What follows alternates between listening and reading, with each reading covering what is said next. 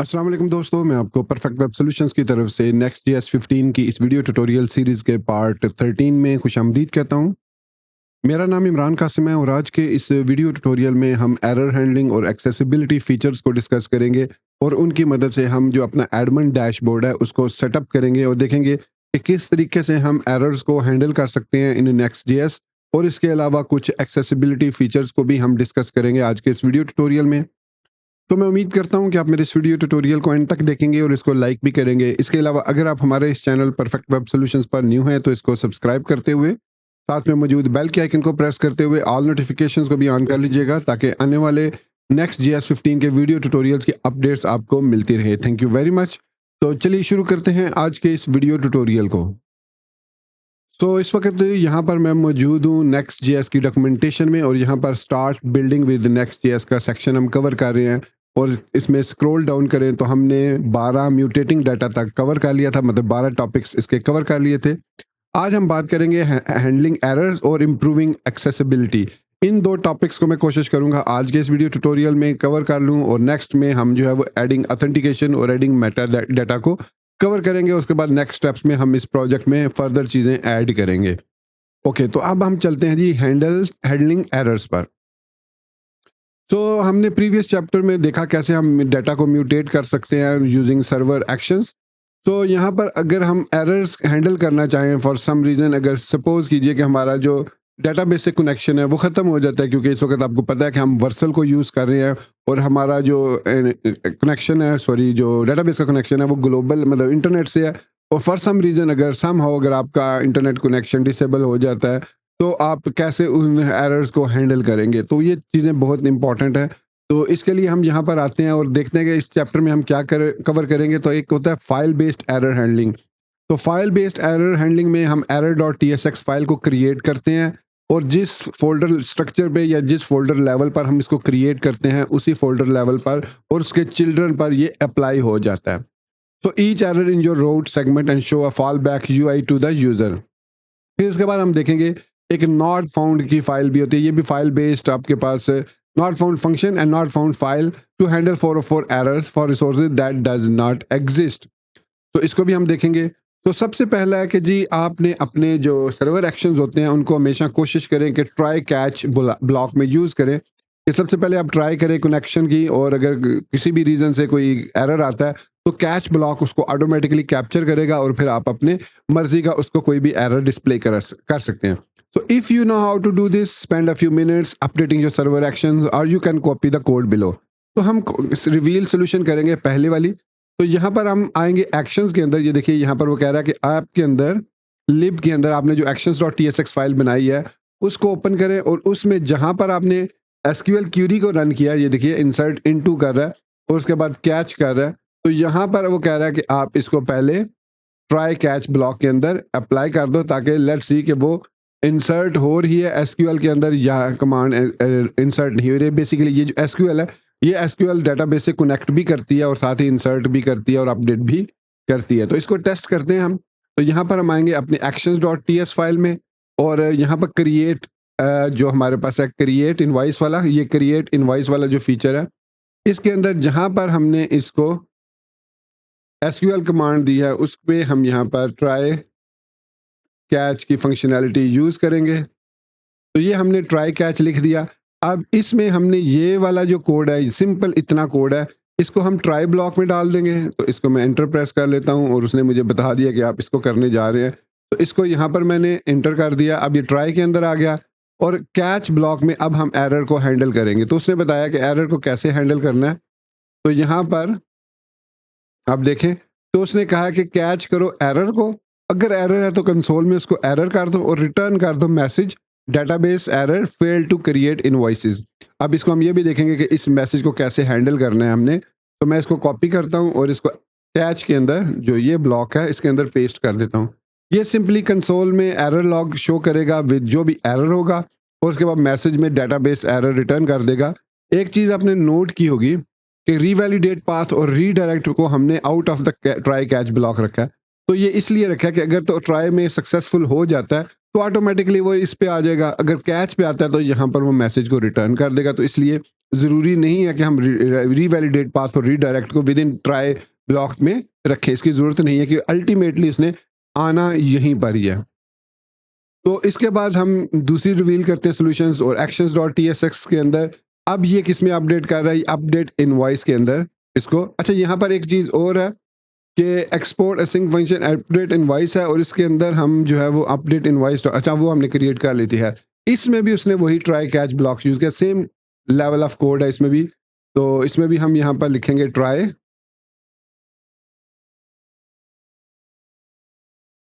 ये हमने ट्राई लिखा और इसको हम क्लोज करेंगे यहाँ पर, और इसके बाद हम लिखेंगे कैच एरर और इस एरर को यहाँ पर क्लोज करेंगे और वही एरर यहाँ पर पेस्ट कर देंगे। So database fail to update invoice यहाँ पर लिख देंगे।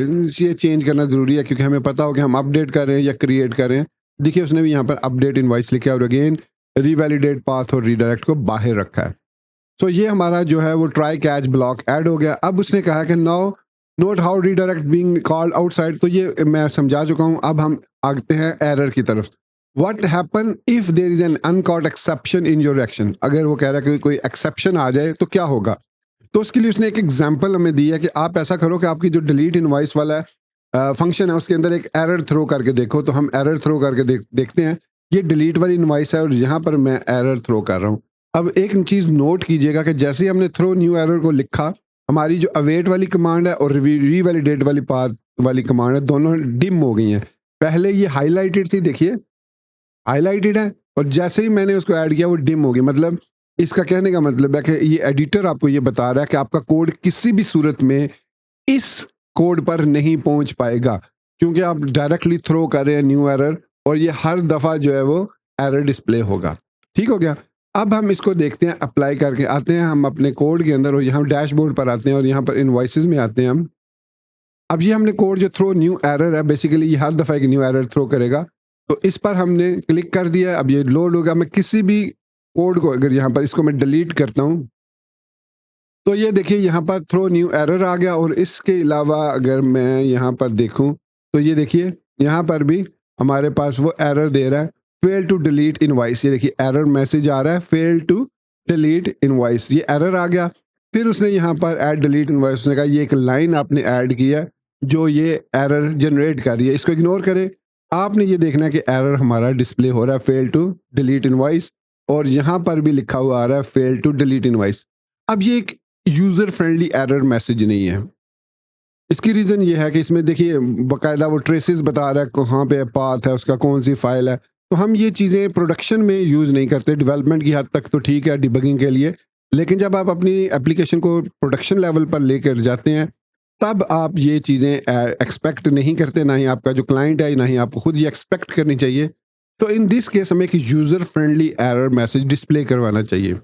अब इसके लिए हम जो है वो, चूंकि ये एरर जो है ये लेवल है हमारा डैशबोर्ड के, है डैशबोर्ड पे सारी चीज़ें हम डिस्प्ले करवा रहे हैं, तो हम डैशबोर्ड वाला फोल्डर जो है उसके अंदर एक new error dot t s x file create करेंगे। देखते हैं क्या उसने भी यही कहा है।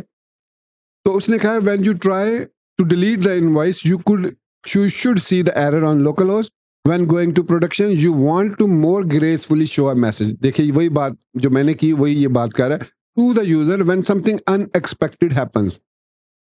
So this is where Next.js error.txt file comes in, ensures that you remove this manually added error after testing and before moving on to the next session. Handling all error with error.tsx. अब कह रहा है the error.tsx file can be used to define a UI boundary for a route segment.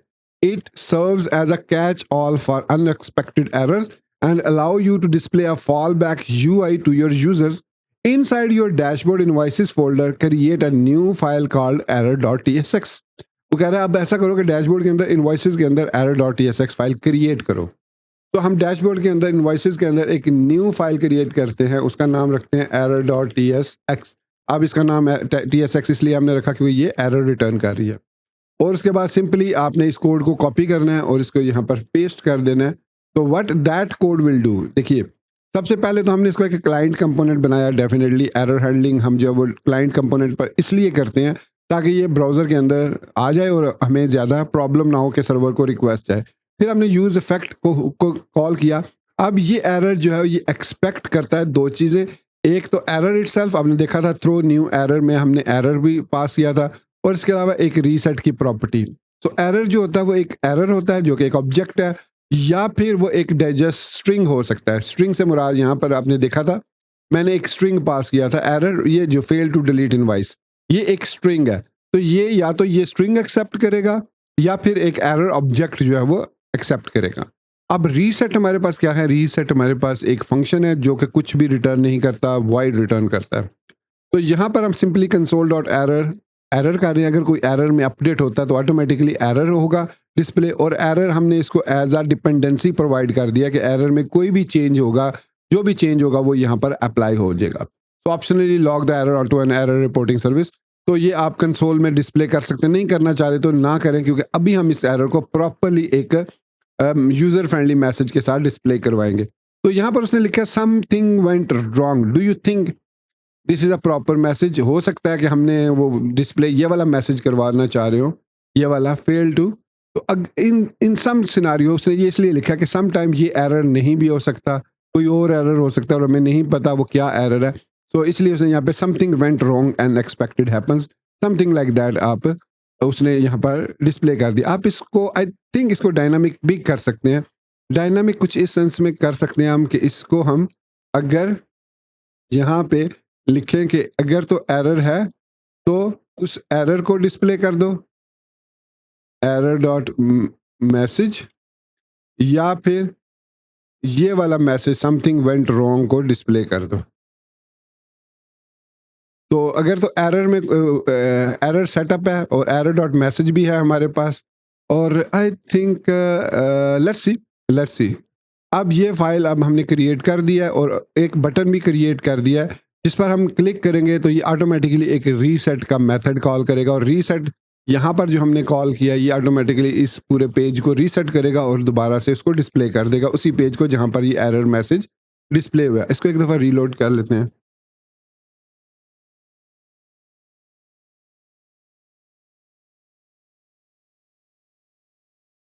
Okay, अब मैं इसको delete करता हूँ record को।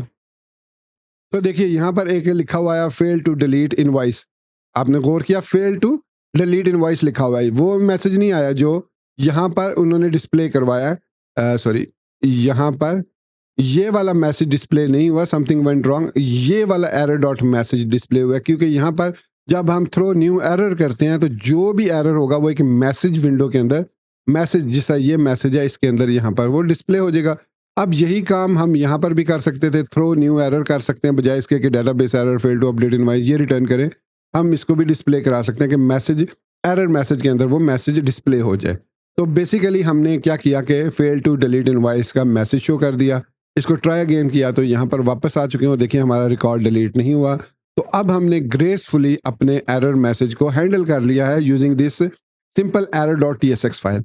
अब ये चूंकि error dot t s x file हमने इनवॉइस में क्रिएट किया है, तो ये सिर्फ और सिर्फ इनवॉइस से रिलेटेड इसमें एरर मैसेजेस वगैरह आप डिस्प्ले करवाना चाहें तो करवा सकते हैं। और ये वाली जो है ये पेरेंट, ये जो इनवॉइसेस के अंदर ही रहेगी। और बाकी अगर आप इसको रूट लेवल पर ले आते हैं, फॉर एग्जांपल मैं इसको डैशबोर्ड में ले आता हूँ, देखिए इसको मैंने मूव कर दिया, अब ये इनवॉइसेस में नहीं है, अब ये डैशबोर्ड लेवल पर है। अब क्या होगा, अब अगर मैं इसी पेज को रीलोड करके इसको डिलीट करता हूँ तो देखिए दोबारा देखिएगा, ये देखिए दोबारा फेल टू डिलीट इनवॉइस आ गया। अब ये हर एक राउट पे काम करेगा, मतलब अगर आप कस्टमर्स पर हैं, कस्टमर्स पर कोई एरर आ रहा है तो भी ये error dot t s x file काम करेगी, लेकिन ये error dot T x file outside of this dashboard काम नहीं करेगी। जैसे ये layout dot t s x सिर्फ विद इन डैशबोर्ड और विद इन डैशबोर्ड जो राउट सेगमेंट्स हैं उन पर काम करता है, इसी तरह अब ये error dot t s x इसी राउट्स पे काम करेगी, इस page dot t s x पर काम नहीं करेगी। अगर हम इस page dot t s x में कोई एरर थ्रो करें, थ्रो न्यू एरर, और इसको सेव करें और हम होम पेज पे जाएं, तो देखिए अब वही स्टैंडर्ड एरर आ रहा है, N unexpected error occur please try again later, जो हमने यहाँ पर डिस्प्ले करवाया है वही एरर आ रहा है, लेकिन यहाँ पर error dot t s x file use नहीं हो रही है। ठीक है, अब इसी तरीके से दूसरा जो होता है वो ये होता है कि सम टाइम आप एक डी राउट को ओपन करते हैं तो ये 404 आ जाता है, ये एक स्टैंडर्ड 404 है जो कि नेक्स्ट जेएस की तरफ से बाय डिफॉल्ट आता है। आप इसको भी कस्टमाइज़ करना चाहें तो इसको भी कस्टमाइज़ कर सकते हैं, ठीक है? तो इसको देखते हैं। अब ये एरर हमने डिस्प्ले करवा लिया। Use client needs to be a client component. It accepts two props error. The object is an instance of JavaScript error object. The reset, this is a function to reset error boundary. When executed, the function will try to re-render the route segment. ठीक है? When you try to delete, something went wrong. यहाँ पर something went wrong आ रहा है। हमारे case में हमने एक प्रॉपर डायनामिक मैसेज डिस्प्ले करवाया है। हमने टोटली इस कोड को फॉलो नहीं किया, उसमें अपनी मर्जी से कुछ चेंज भी करवाया। तो अब दूसरी बात है handling 404 errors with the not found function. So another way you can handle errors gracefully is by using the not found function. अब उसने कहा कि ये एक राउट है, इसको जरा ओपन करो। मैं ओपन करता हूँ। So they cannot read property of undefined reading ID. अब ये मैसेज कहाँ से आया? What do you think? ये एरर मैसेज कहाँ से आया? Cannot read property of undefined. अब ये मैसेज error dot message से आया। ये जो हमने error dot tsx file create किया ना, इसमें एरर के अंदर मैसेज जो भी उसने दिया है वो मैसेज ऑटोमेटिकली यहाँ पर आ गया है। तो वो कह रहा है कि can not read property of undefined reading ID. हालांकि इसको कहना चाहिए था कि ये एक 404 है। चलिए इसको करके देखते हैं, मैं आपको दिखाता हूँ मैं क्या कह रहा हूँ। मैं इसको इनवॉइसेस में वापस मूव कर देता हूँ। अब ये सिर्फ इनवॉइसेस के लिए काम करेगा। अब ये इस डैशबोर्ड के लिए काम नहीं करेगा। आई थिंक हम इनवॉइसेस में ही हैं, हम एक्चुअली इनवॉइसेस में ही हैं। तो इसको वापस ले आते हैं। एक्चुअली हम इनवॉइसेस में ही हैं। तो उसने इसको can not read property of undefined error message दे दिया। So there is a fake UID. You immediately see error.txx kicks in because this is a child route of invoices where error.txx is defined. However, if you want to be more specific, you can show a 404 error. तो यहाँ पर वो कह रहा है कि you can confirm that the resource has not been found by the going into your fetch invoice by ID function in data.ts and console logging the returned invoice. तो यहाँ पर simply हम अगर invoice return करते हैं 0, so invoice is an empty array. तो definitely वो इसको now that you know the invoice doesn't exist in your database, let's use not found to handle it and navigate to resources, invoices, id, edit pay.txx and import not found from next navigation. ठीक है, okay. अब वो कह रहा है कि edit वाली में आओ, इनवॉइसेस के अंदर, आईडी के अंदर, एडिट के अंदर pay.tsx में आओ और वहाँ पर एक फंक्शन इंपोर्ट करो जिसका नाम है नॉट फाउंड फंक्शन। तो उसको नेविगेशन में से हम इंपोर्ट कर लेते हैं। तो ये नॉट फाउंड बेसिकली फंक्शन है और ये क्या करता है, ये आपके नॉट फाउंड की प्रॉपर्टी को हैंडल करता है। तो यहाँ पर हमने इसको कोड को कॉपी कर लिया और इसको पेस्ट कर दिया। रिटर्न से पहले आई थिंक करना है जहाँ पर हम इनवाइसेस फेच कर रहे हैं यहाँ पर। तो यहाँ पर हमने इसको ये बताया कि अगर वो इनवाइस इसको नहीं मिलती तो नॉट फाउंड वाले फंक्शन को कॉल करें। अब क्या होगा?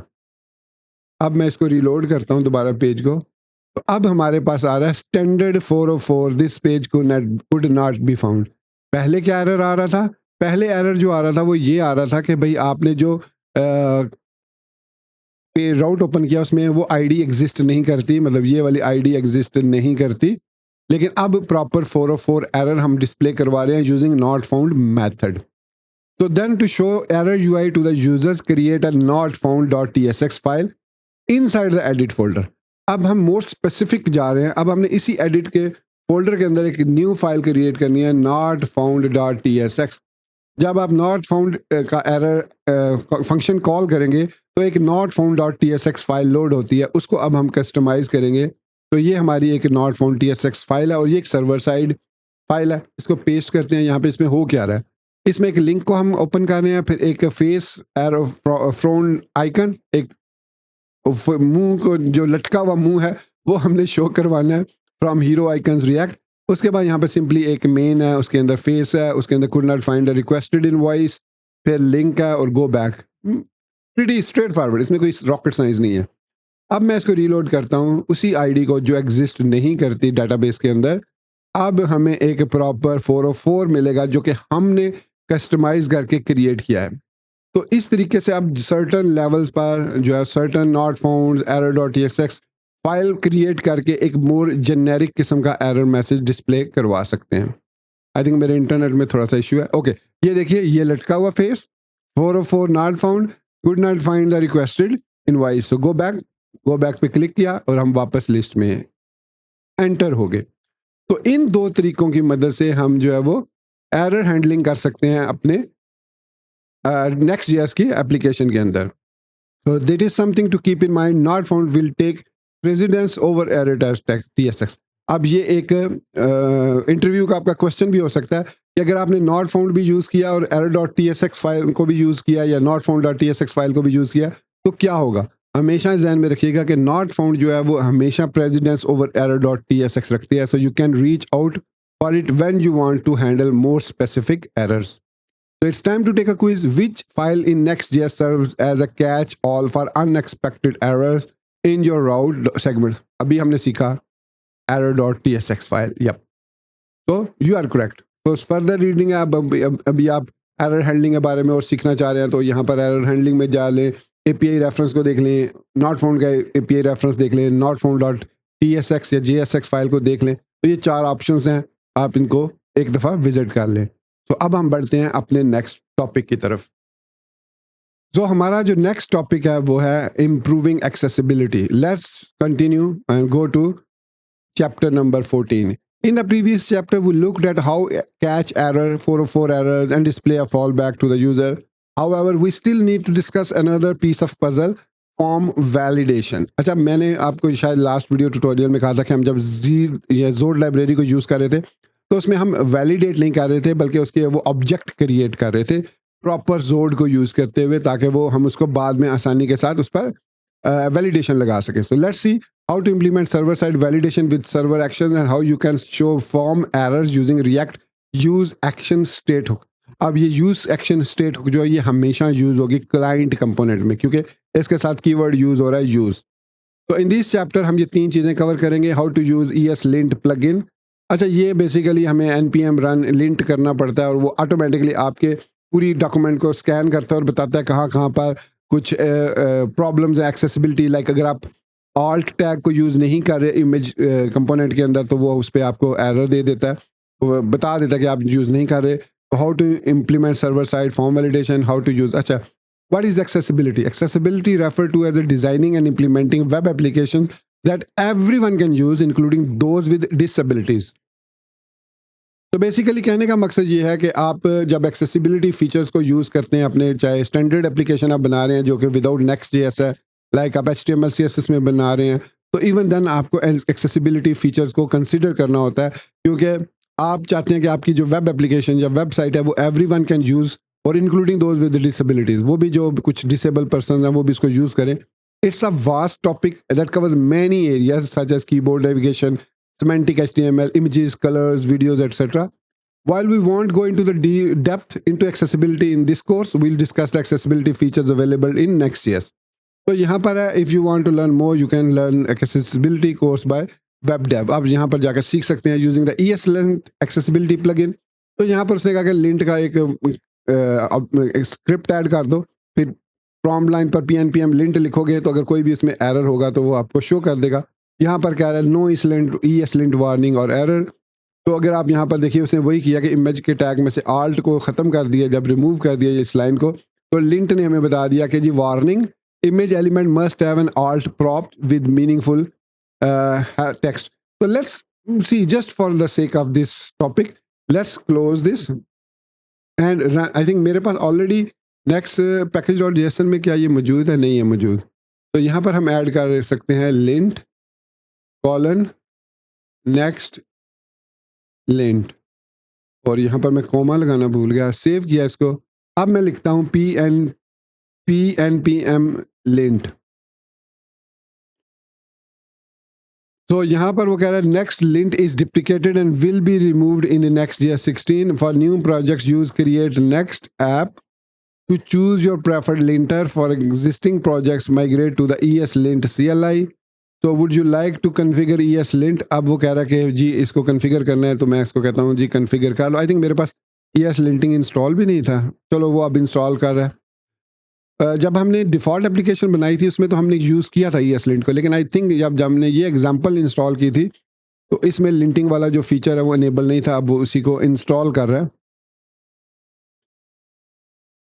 तो इसको इंस्टॉल कर लेने दें। अभी सारे वो रिजॉल्व कर रहा है और डाउनलोडेड कर रहा है। 478 रिजॉल्व हुए हैं, डाउनलोडेड 228 हैं। और ये लीजिए हमारी जो created ESLint for your ESLint file यहाँ पे क्रिएट हो गई है, ठीक है। अब हम रन करते हैं pnpm lint। तो यहाँ पर वार्निंग है, ये देखिए कुछ वार्निंग्स आ रही हैं, ये देख सकते हैं आप। Card is defined but never used. हमने कार्ड का ऑब्जेक्ट बनाया हुआ है लेकिन उसको कभी यूज नहीं किया। वे देख लेंगे number of invoices is assigned a value but never used. तो ये इसमें हमें जो है वो एरर बता रहा है। ये देखिए यहाँ पर इस फाइल के अंदर page.tsx के अंदर ये हमने यूज़ किए हैं, बट ये देखिए ये कार्ड्स भी हमने यूज़ किए हैं लेकिन हमने इनको कमेंट किया हुआ है और इसको यूज़ नहीं किया। तो यही वो वार्निंग्स दे रहा है, ये वार्निंग्स है। बट ये हेल्पफुल है कि जब आप अपनी वेब एप्लीकेशन को डिप्लाई करें प्रोडक्शन के लिए तो ये वार्निंग भी कोशिश कर दें कि ख़त्म कर दें। यहाँ पर वो कह रहा है SQL is defined but never used, यहाँ पर भी एरर है। तो ये देखिए SQL यहाँ पर ये कहाँ पर है, ये route.ts अभी हम यहाँ पर पहुँचे ही नहीं हैं, तो खैर इसको इग्नोर कर दें। तो ये हमें कुछ वार्निंग्स हैं, nothing to worry about. But जब आप इसको डिप्लाई करें तो मेक श्योर कीजिए कि ये वार्निंग या तो इनको यूज़ कर लें या इनको रिमूव कर दें। That's it. हम दोबारा npm रन डब करके अपने प्रोजेक्ट में वापस आते हैं और वापस डॉक्यूमेंटेशन में आते हैं। सो इम्प्रूविंग फ्रॉम एक्सेसिबिलिटी इतना ही है। अब हम बात करेंगे फॉर्म वैलिडेशंस की। तो यहाँ पर वो कह रहा है कि जब आप इस राउट पे जाते हैं, क्रिएट वाले राउट पर,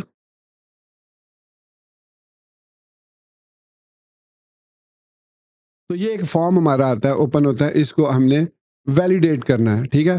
तो ये कह रहा है कि you get an error and submit an empty form. चलो जी सबमिट करते हैं एन एम्प्टी फॉर्म। तो यहाँ पर देखिए error.tsx फाइल ने ऑटोमेटिकली हमें एक एरर दे दिया कि invalid type expected string received null path customer ID. तो ये हमें एक डिफ़ॉल्ट एरर मिला। You get an error. This is because you are sending empty form values to your server action. You can prevent this by validating your form on the client or the server.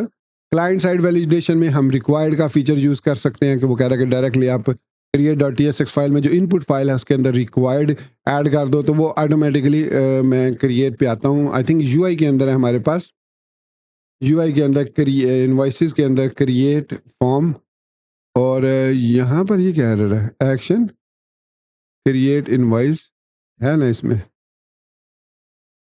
ये क्यों error की warning क्यों आ रही है। String is not assignable to type string form data.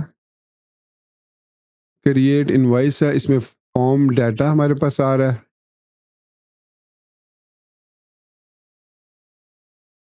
Create form dot tsx file, I think ये क्यों error आना तो नहीं चाहिए है यहाँ पर। आई थिंक हमने ना जो रिटर्न किया ना, बेसिकली मुझे समझ लग गई है कि इशू कहाँ पे आया है। ये जो एक्शंस के अंदर हमने ये जो रिटर्न कर रहे हैं ना, ये मैसेज, ये इस वजह से वो कह रहा है कि ये फॉर्म डाटा रिटर्न करना चाहिए इसको, ना कि एरर मैसेज। तो इस वजह से वो ये एरर शो कर रहा है। अगर मैं इसको ख़त्म कर दूं, बल्कि मैं इसकी जगह पर कैच एरर में मैं यहाँ पर कंसोल करने के बाद इसको कमेंट आउट कर देता हूँ, और ये देखिए जैसे मैंने इसको कमेंट आउट किया हमारा एरर चला गया। और यहाँ पर मैं लिख देता हूँ जो हमने थ्रो किया था, थ्रो न्यू एरर, और यहाँ पर हम जो है वो फॉर्म डाटा एक्सेप्ट कर रहे हैं ना, मैं फॉर्म डाटा को सेंड कर देता हूँ as an error message form data.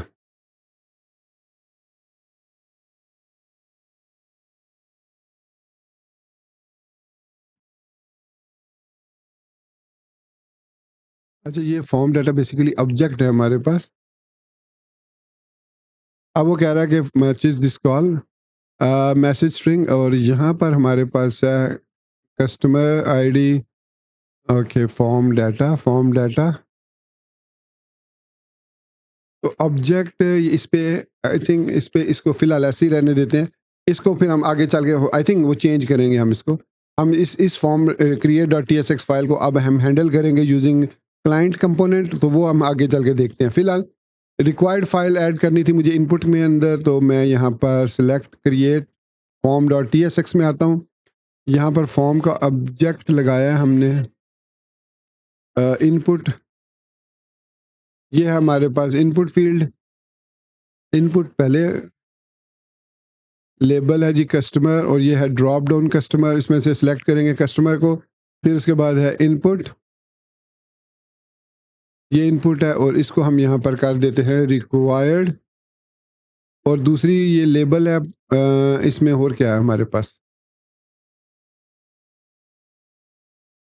इसमें इनपुट है, फिर set the invoice status.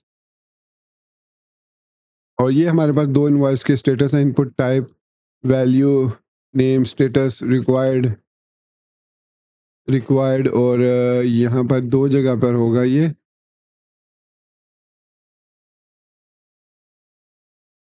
Label pending है और ये है आईडी पेड है पेंडिंग है। और इसमें भी सॉरी रिक्वायर्ड ऐड कर देते हैं। अच्छा ये ऑलरेडी एडिड है, मैंने ऐड किया अभी, पेंडिंग के इधर है। और इसके अलावा इसमें भी रिक्वायर्ड ऐड कर दिया हमने। ओके, अब इसको एक दफ़ा फिर सबमिट करके देखते हैं हम। तो क्लाइंट साइड पर भी इंपॉर्टेंट होता है, लेकिन क्लाइंट साइड के साथ साथ ये देखिए यहाँ पर उसने कहा जी please select one of the these options. तो वो कह रहा है कि अब मैं एक ऑप्शन सेलेक्ट कर लेता हूँ। ओके, ये फिर इसने अमाउंट वाले पे रिक्वायर्ड क्यों नहीं इसने यूज़ किया। Input ID is pending name is equal to status radio. अच्छा ये ठीक है। हाँ ये है मेरे ख्याल में अमाउंट का, इस पर मैंने ऐड नहीं किया, इसमें रिक्वायर्ड ऐड कर देता हूँ। ठीक है, अब इसको एक दफ़ा रीलोड कर लेते हैं दोबारा से। और मैं दोबारा इन क्रिएट इनवॉइस पर क्लिक करता हूँ तो ये यहाँ please fill out this field.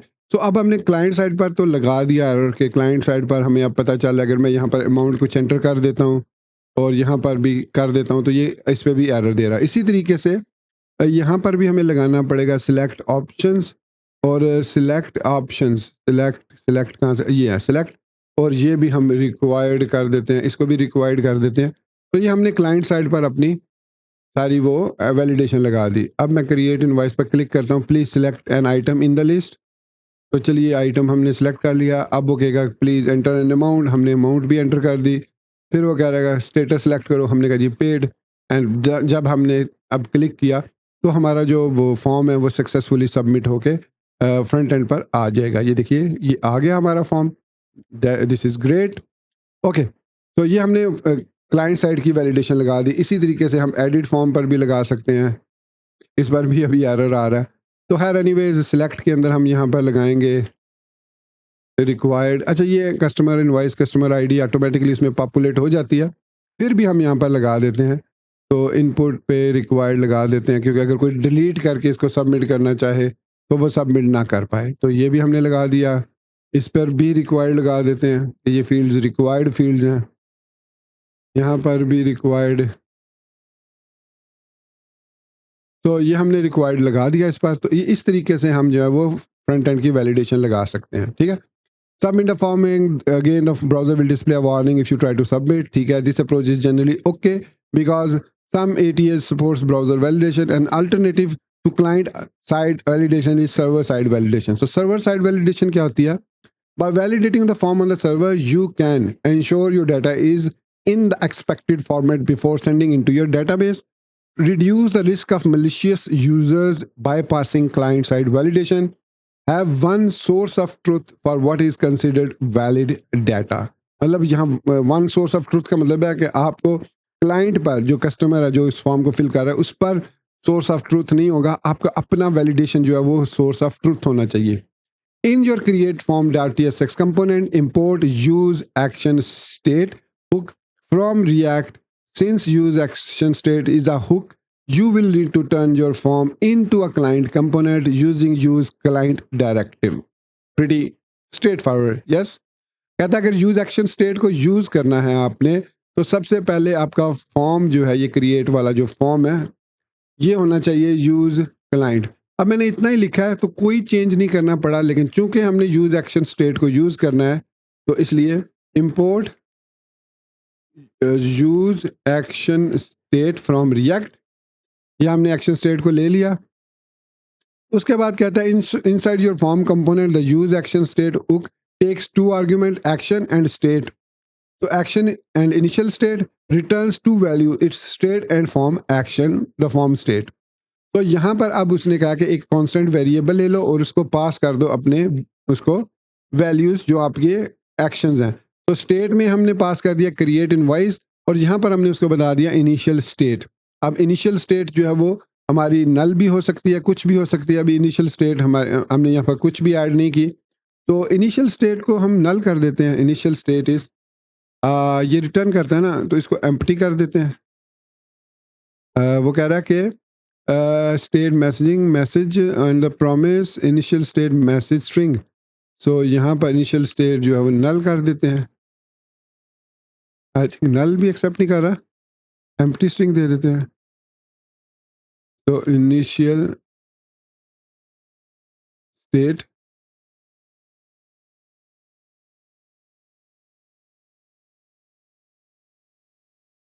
एक मिनट, यहाँ से हम इसको कॉपी करते हैं और यहाँ पर पेस्ट कर देते हैं फॉर्मेट डॉक्यूमेंट। अब वो कह रहा है कि ये initial state can not find initial state. अब यहाँ पर भी कहीं पर भी इनिशियल स्टेट अभी डिफाइन नहीं है, तो यूज एक्शन स्टेट है। उसके बाद आपने इसको फॉर्म एक्शन, ये जो आपका दूसरा फॉर्म एक्शन है ना, ये आपने यहाँ पर फॉर्म एक्शन पास कर देना है। तो जैसे ही मैंने ये पास किया, हमारा जो एरर था एक्शन पर वो ख़त्म हो गया, क्योंकि अब एक्शन जो है वो रिटर्न हो रहा है, कुछ मैसेज कुछ ऑब्जेक्ट भी रिटर्न कर रहा है। ठीक है, अभी इनिशियल स्टेट को हम देखते हैं। तो इनिशियल स्टेट को हमने यहाँ पर इनिशियल स्टेट कांस्टेंट स्टेट, ये हमने इसको डिफ़ाइन कर लिया। ये कहाँ पर डिफ़ाइन कर रहा है, ये हम इनिशियल स्टेट को यहाँ पर डिफ़ाइन कर लेते हैं। और ये स्टेट जो है ये इंपोर्ट हो रही है एक्शन से, ऐप लिब एक्शन से create invoice state. I think create invoice में हमने किया हुआ है, लेट्स सी। ये इसकी ज़रूरत नहीं है हमें। क्रिएट इनवॉइस के बाद यहाँ पर स्टेट को हम इंपोर्ट कर लेते हैं। ये स्टेट यहाँ पर क्रिएट इनवॉइस यहाँ पर है लिब एक्शंस। आई थिंक ये हमें बताएगा एक्शंस के अंदर स्टेट हमने पास कैसे करनी है। ठीक है, अच्छा यहाँ पर ये कुछ एम्बिग्विटी क्रिएट हो रही है। इनिशियल स्टेट हम यहाँ पर फॉर्म क्रिएट फॉर्म, फॉर्म कौन सा है जी, ये हमारे पास फॉर्म है। Initial state is equal to message null errors null. अगर मैं इस पे ऐसे लिखूं तो कह रहा create invoice message this call.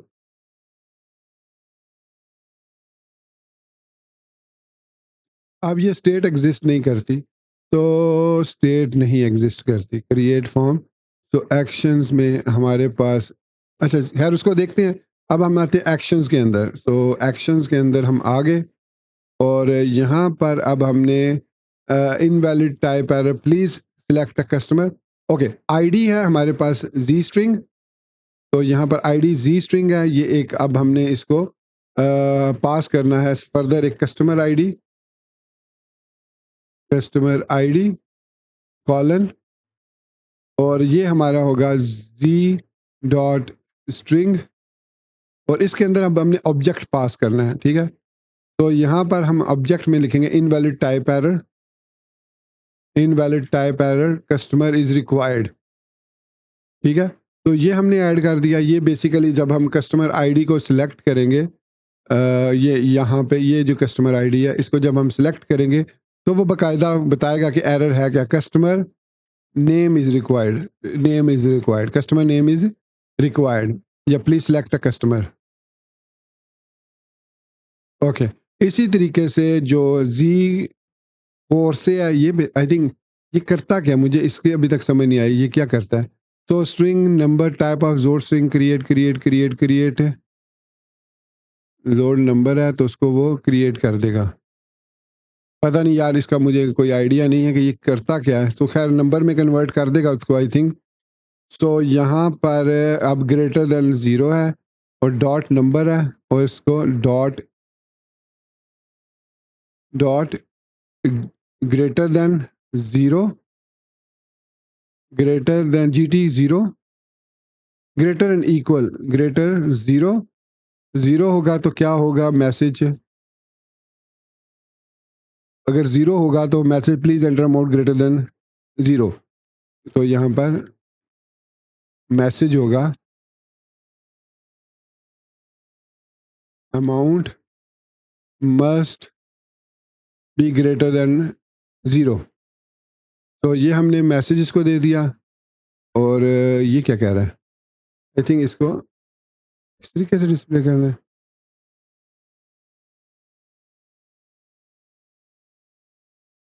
Okay, तो मैसेज को हमने लिख दिया। ये कीवर्ड मेरे ख्याल में मैं गलत लिख रहा था।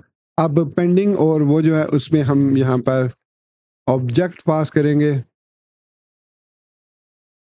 और ये सॉरी ये ऑब्जेक्ट यहाँ पे होना चाहिए। अब इसमें हम यहाँ पर इनवैलिड एरर टाइप, और यहाँ पर वो कह रहा है प्लीज सिलेक्ट इनवॉइस स्टेटस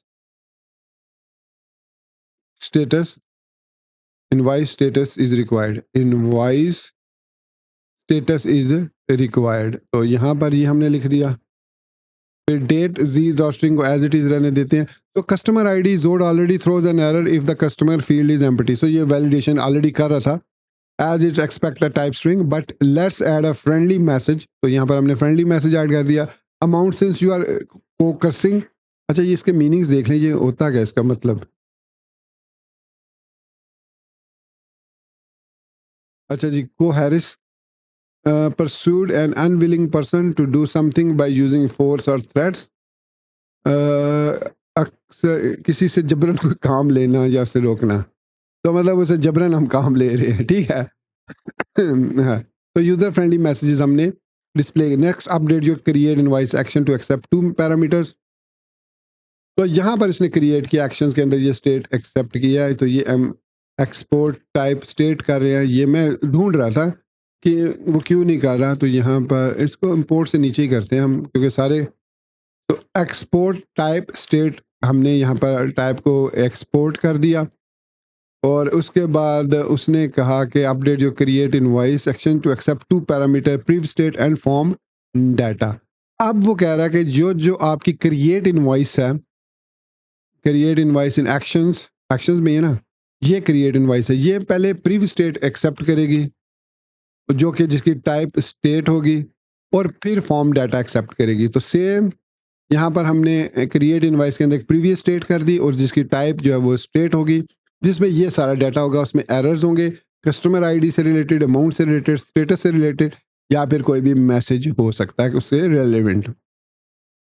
तो ये हमने ऐड कर दिया। Form data same as before, previous state contain the state passed.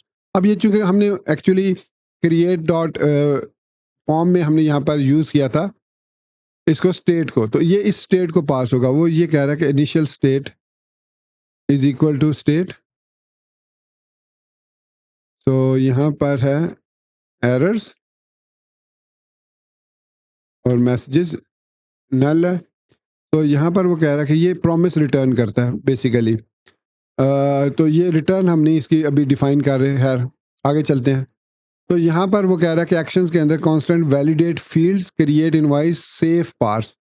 अब जो क्रिएट इनवॉइस है, हमने जो अभी थोड़ी देर पहले एक्शंस के अंदर यूज़ किया था लास्ट वीडियो ट्यूटोरियल में, जो हमने क्रिएट इनवॉइस पार्स है उसको हमने अब सेफ पार्स में कन्वर्ट कर दिया। और सेफ पार्स में जब कन्वर्ट करेंगे तो ये वैलिडेट फील्ड एक ही हमें ऑब्जेक्ट रिटर्न करेगा, वैलिडेट फील्ड का, वैलिडेट फील्ड्स।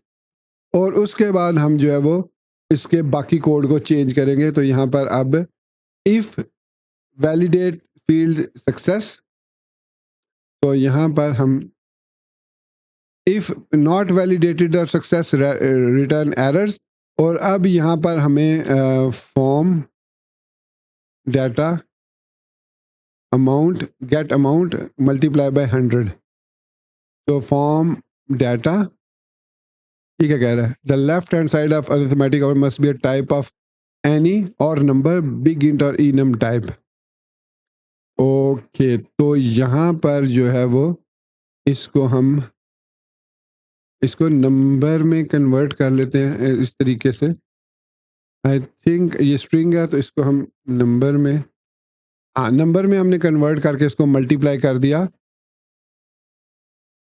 उसके साथ 100 के साथ। तो इस तरीके से भी आप कर सकते हैं अगर वैलिडेशन सक्सेसफुल हो जाती है। तो यहाँ पर if validation field isn't successful we return the function early with error message.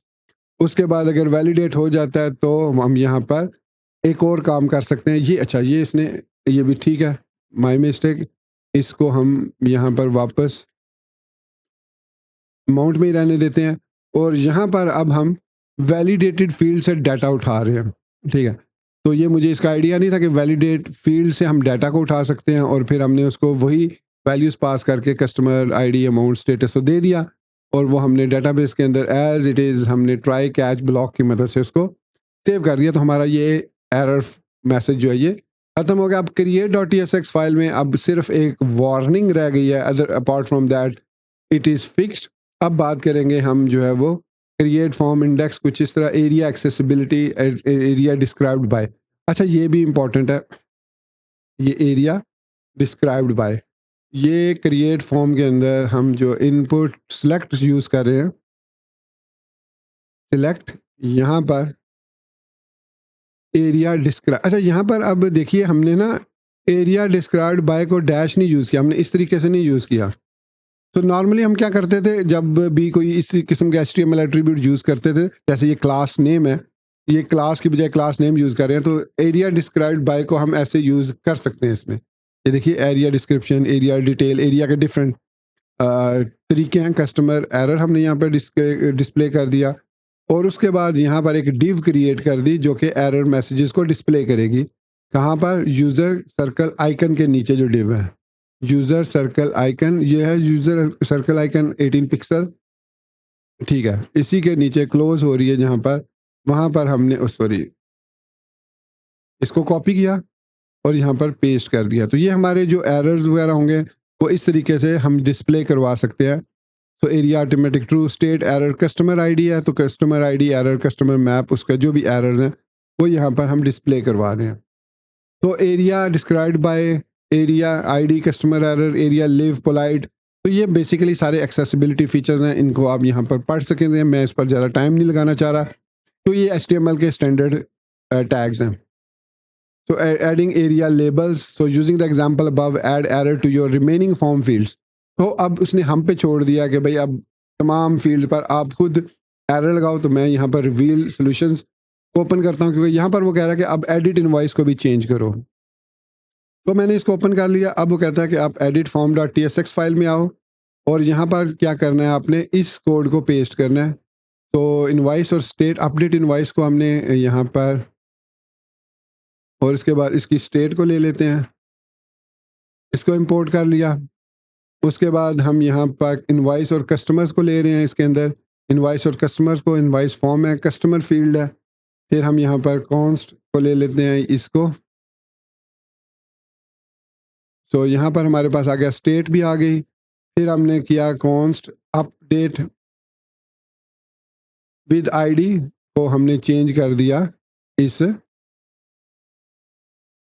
Invoice ID के साथ, और यहाँ पर इसको हम कॉपी करके इस लाइन को ऐड कर देते हैं। तो ये हमने अपडेट एक्शन स्टेट को हमने इंपोर्ट नहीं किया, अपडेट एक्शन स्टेट को भी हम इंपोर्ट कर लेते हैं। Import update action, sorry, use action state, use action state.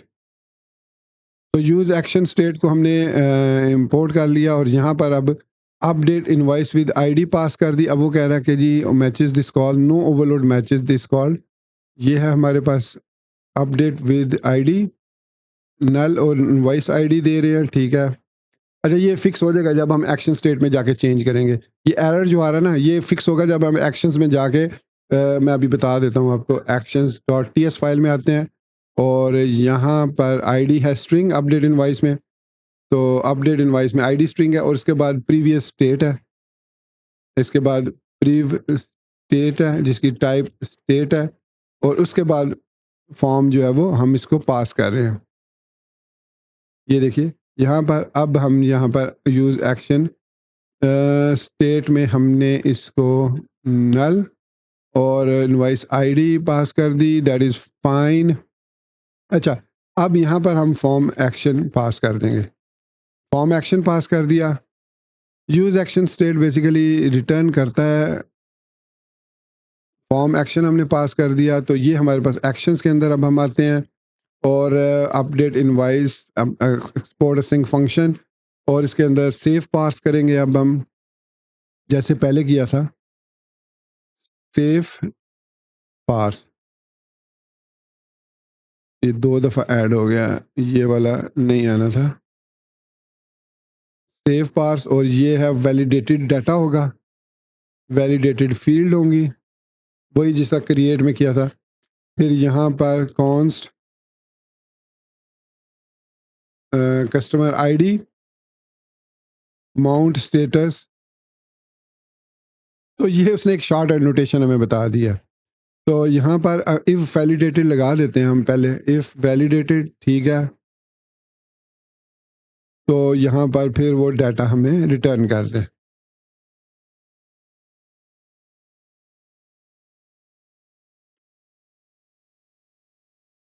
तो ये हमने वैलिडेटेड डाटा से डाटा उठा लिया और उसके बाद बाकी सारा वही ट्राई कैच ब्लॉक लगा दिया, हमारा एरर भी ख़त्म हो गया, और एडिट फॉर्म .tsx में से भी हमारा एरर जो है वो अब ख़त्म हो चुका है। अब ये सिर्फ वो गिट वाली कह रही है।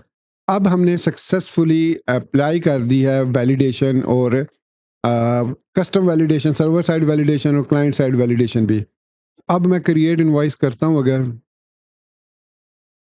और यहाँ पर क्रिएट इनवॉइस पर क्लिक करता हूँ, कहता है कस्टमर सेलेक्ट करो, अमाउंट मैं 0 एंटर कर रहा हूँ, मैं क्रिएट कर रहा हूँ, इसको पेंडिंग कर रहा हूँ और क्रिएट इनवॉइस कर रहा हूँ। तो ये वापस यहाँ पे आ गया। अच्छा, वो हमने एरर मैसेज डिस्प्ले करवाने थे, सॉरी माय मिस्टेक। उसने कहा था कि एरर मैसेज खुद अब डिस्प्ले करवाओ। जिस तरीके से उसने एक एरर मैसेज हमें डिस्प्ले करवा के दिखा दिया था यहाँ पर, ये वाला डिव कस्टमर एरर है, इसको कॉपी करते हैं हम, और अमाउंट कहाँ पे हमने ऐड कर रहे हैं, ठीक है, अमाउंट नीचे है ना, करेंसी वाली ये है ना, स्टेप आईडी अमाउंट, ठीक है। और यहाँ पर ये ख़त्म हो रही है डिव, यहाँ पर हम इसको पेस्ट करते हैं, और एरर्स कस्टमर आईडी की जगह पर हम अमाउंट को यूज़ करेंगे, और अमाउंट यहाँ पर amount dot map error string की एरर, और यहाँ पर अब हमने इसको एरर को डिस्प्ले करा दिया। जैसे ही हमने कहा तो यहाँ पर लिखा हुआ गया amount must be greater than 0। तो ये एरर इसने खुद ब खुद एरर 500 में डिस्प्ले कर दिया। इसी तरीके से पेंडिंग और स्टेटस यहाँ से स्टार्ट हो रहा है, ये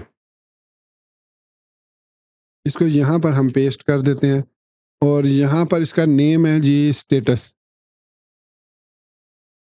स्टेटस, और यहाँ पर स्टेटस है, ठीक हो गया। तो यहाँ पर अब हम क्रिएट इनवॉइस करते हैं, तो वो कह रहा है कि सिलेक्ट अ कस्टमर, और यहाँ पर हम करते हैं तो अमाउंट, तो मैं इसको 0 दिया, तो अभी भी इसी पे एरर दे रहा है, please select one of these options, ठीक है। तो ये अब हमने वैलिडेशन को सक्सेसफुली तमाम फील्ड्स पर लगा दिया। ये सिलेक्शन बेसिकली अगर हम किसी भी रीज़न से इस पर, मैं सपोज़ इस पर मैं रिक्वायर्ड ख़त्म कर रहा हूँ, ठीक है, ये मैंने रिक्वायर्ड ख़त्म कर दी, और यहाँ से भी रिक्वायर्ड, सॉरी रिक्वायर्ड मैंने ख़त्म कर दी, ठीक है, जस्ट टू वेरीफाई कि everything is working as expected. मैंने यहाँ से एक नेम सेलेक्ट किया, यहाँ पर $100 दिए, और इसको क्रिएट इनवाइस किया। जैसे मैंने क्रिएट इनवाइस किया, सो यहाँ पर लिखा हुआ क्या, इनवाइस स्टेटस इज़ रिक्वायर्ड। तो अब हमने सर्वर साइड वैलिडेशन के साथ साथ क्लाइंट साइड वैलिडेशन भी लगा दिया कि अब हम इसको बाकायदा से सर्वर साइड और क्लाइंट साइड दोनों पर अप्लाई कर सकते हैं। तो दोस्तों, ये था हमारा आज का Next.js 15 का वीडियो ट्यूटोरियल, जिसमें हमने हैंडलिंग एरर्स और इम्प्रूविंग एक्सेसिबिलिटी फीचर्स को डिस्कस किया कि किस तरीके से हम एरर्स को हैंडल कर सकते हैं और इम्प्रूव कर सकते हैं अपने एक्सेसिबिलिटी फीचर्स को। तो मैंने इस प्रोजेक्ट को गिटहब पर भी पुश कर दिया, टाइम टू टाइम मैं उसको पुश कर रहा हूँ, जैसे ही ट्यूटोरियल बनता है मैं उसको पुश कर देता हूँ। गिटहब पब्लिक है, आप मेरी गिटहब प्रोफाइल पर जाकर उसको देख सकते हैं। मैंने लिंक डिस्क्रिप्शन में और अबाउट सेक्शन में भी दे दिया है अपने गिटहब का, तो उसको स्टार देना मत भूलिएगा। सो आज हमने 13 और 14 को कवर कर लिया इन ट्यूटोरियल नंबर 13। तो नेक्स्ट वीडियो ट्यूटोरियल में हम ऑथेंटिकेशन और मेटा डाटा पर बात करेंगे कि एसईओ ऑप्टिमाइजेशन कैसे करते हैं हम अपनी Next.js एप्लीकेशन की, और साथ ही साथ उस पर ऑथेंटिकेशन कैसे अप्लाई करते हैं। तो इसी बात के साथ मैं अपने इस वीडियो ट्यूटोरियल को यहीं पर ख़त्म करता हूं, और उम्मीद करता हूं कि आपको मेरा ये वीडियो ट्यूटोरियल पसंद आया होगा, और आप ऑलरेडी इसको लाइक कर चुके होंगे। चैनल पर नए होने की सूरत में इसको सब्सक्राइब करते हुए साथ में मौजूद बेल के आइकन को प्रेस करते हुए ऑल नोटिफिकेशंस को भी ऑन कर चुके होंगे। सो इसी बात के साथ मुझे इजाज़त दीजिए, मिलते हैं नेक्स्ट वीडियो ट्यूटोरियल में। Till then Thank you very much for watching this video tutorial. Take care, goodbye, and Allah Hafiz.